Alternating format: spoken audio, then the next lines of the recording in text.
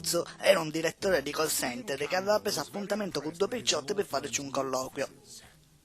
Dopo che ci spiegò il metodo giusto per convincere Cristiano al telefono, si pittò i picciotti per fare sciabire tutti i stanzi dell'ufficio. A stanza del caffè, il bagno, l'ingresso, il cammarino e pure a stanza un becco attrezzato per fare il sigillate.